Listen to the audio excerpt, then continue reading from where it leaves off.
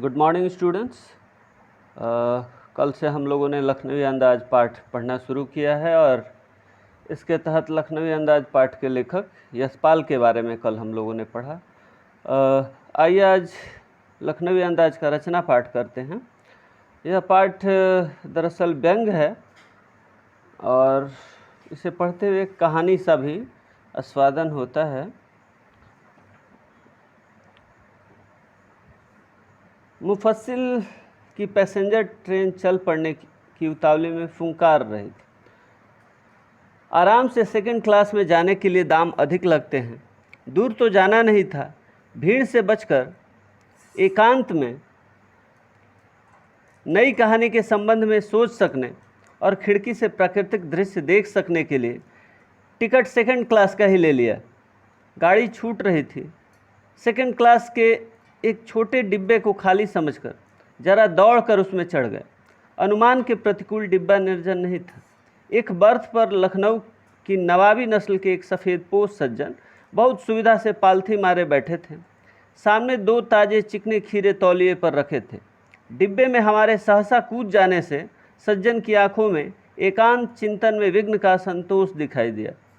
सोचा, हो सकता है यह भी कहानी के लिए सूझ की चिंता में हो या खीरे जैसे अपदार्थ वस्तु का शौक करते देखे जाने के संकोच में हो। नवाब साहब ने संगति के लिए उत्साह नहीं दिखाया। हमने भी उनके सामने की बर्थ पर बैठकर आत्मसम्मान में आंखें चुरा ली। ठाली बैठे कल्पना करते रहने की पुरानी आदत है। ठाली का अर्थ होता है खाली, बिना किसी काम के। नवाब साहब की असुविधा और संकोच के कारण का अनुमान करने लगे। संभव है नवाब साहब ने बिल्कुल अकेले यात्रा कर सकने के अनुमान में किफ़ायत के विचार से सेकंड क्लास का टिकट खरीद लिया हो और अब गवारा न हो कि शहर का कोई सफ़ेदपोश उन्हें मझले दर्जे में सफ़र करता देखे। अकेले सफ़र का वक्त काटने के लिए ही खीरे खरीदे होंगे और अब किसी सफ़ेदपोश के सामने खीरा कैसे खाएं।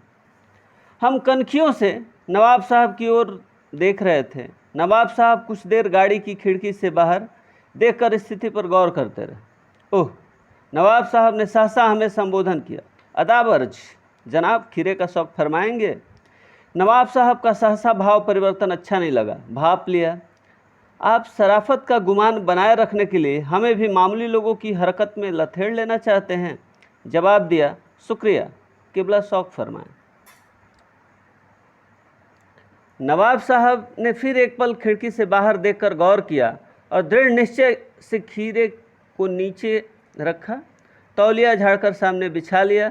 सीट के नीचे से लोटा उठाकर दोनों खीरों को खिड़की से बाहर धोया और तौलिए से पोंछ लिया। जेब से चाकू निकाला, दोनों खीरों के सिर काटे और उन्हें गोद कर झाग निकाला।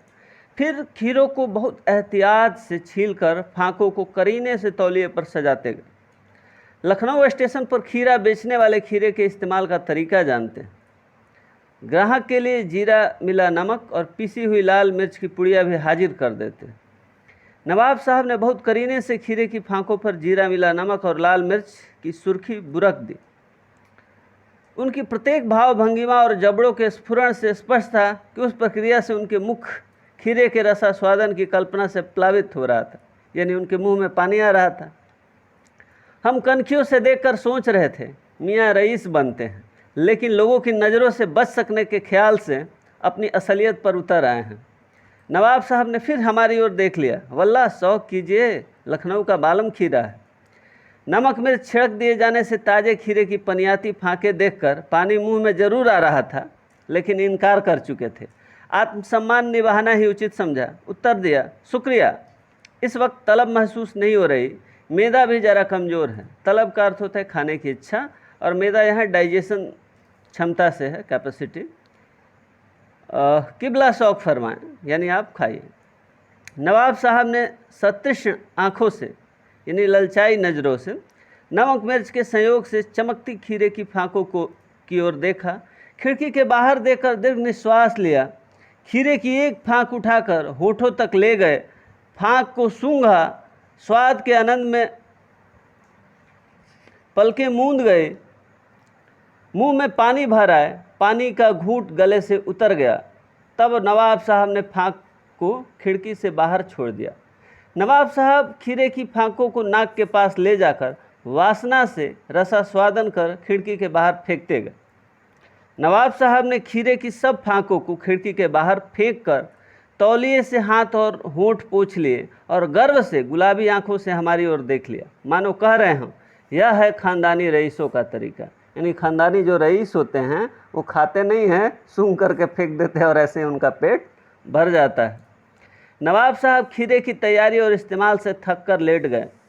हमें तस्लीम में सर खम कर लेना पड़ा, यानी स्वीकृति में सर हिलाना पड़ा कि हाँ यह है खानदानी तहजीब और नफासत और नजाकत। हम गौर कर रहे थे, खीरा इस्तेमाल करने से इस तरीके को खीरे की सुगंध और स्वाद की कल्पना से संतुष्ट होने का सूक्ष्म, नफीस या एब्स्ट्रैक्ट तरीका जरूर कहा जा सकता है, परंतु क्या ऐसे तरीके से उदर की तृप्ति भी हो सकती है? नवाब साहब की ओर से भरे पेट के ऊंचे डकार का शब्द सुनाई दिया और नवाब साहब ने हमारी ओर देखकर कह दिया, खीरा लजीज होता है लेकिन होता है शकील, नामुराद, मैदे पर बोझ डाल देता है। यानी लेखक पहले कह चुका था कि मेरा मैदा कमज़ोर है, शायद मैं इसे पचा ना पाऊँ, और उसी बात को नवाब साहब भी कैसे पीछे रहते, दोहराते हैं कि वाकई खीरा अच्छा तो होता है लेकिन पचने में मुश्किल करता है, जबकि ऐसी कोई बात नहीं है। लेकिन यहाँ तो अपना अपना इमेज चमकाने वाली बात थी। ज्ञान चक्षु खुल गए, पहचाना ये है नई कहानी के लेखक। खीरे की सुगंध और स्वाद की कल्पना से पेट भर जाने का डकार आ सकता है, तो बिना विचार, घटना और पात्रों के लेखक की इच्छा मात्र से नई कहानी क्यों नहीं बन सकती? मैं कल यशपाल पर चर्चा करते हुए आपको बताया था,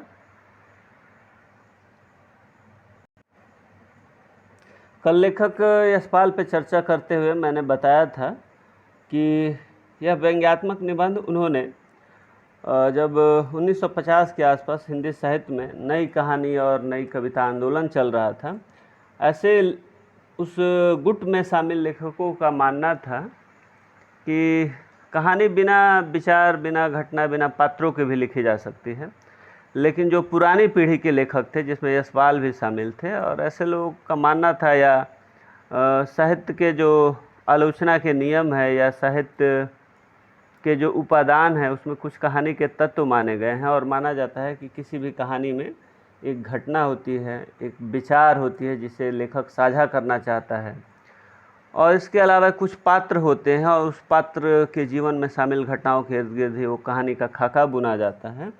लेकिन नई कहानी के लेखक इसे मानने को तैयार नहीं थे, और इसी बात के लिए तर्क देते हुए लेखक इस व्यंग के ढांचा को खड़ा करता है कि यह तो ठीक वैसी ही बात हो गई, अगर कोई व्यक्ति कहे कि बिना खाए पेट भर सकता है, तो फिर मान लेना पड़ेगा कि बिना घटना, बिना पात्र, बिना विचार के भी कहानी लिखी जा सकती है।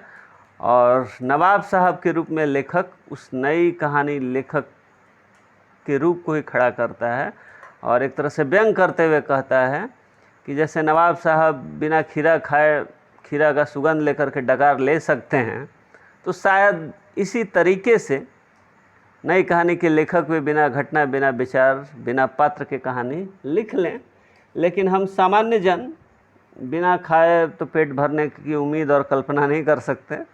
उसी तरह से वैसी कहानी को भी शायद हम लोग न पढ़ पाएँ, न समझ पाएँ, न स्वीकार कर पाएँ, क्योंकि हमारे लिए तो कहानी वही है जो किसी के जीवन या समाज में किसी घटना के आसपास घटित हो। हर व्यक्ति की भी अपनी एक कहानी है। रोज़ हमारे जीवन में कई घटनाएं घटित होती हैं, और उन्हें अगर हम लिखने लगें तो विस्तार से वो एक कहानी की शक्ल ले सकती हैं। तो आज हम लोगों ने इस पाठ का सिर्फ रचना पाठ किया। इस पाठ से आप ऑब्जेक्टिव के लिहाज से आप दोबारा एक बार पढ़ करके, और इस पाठ से आप at least 10 objective question answer, 1 word question answer तैयार करेंगे।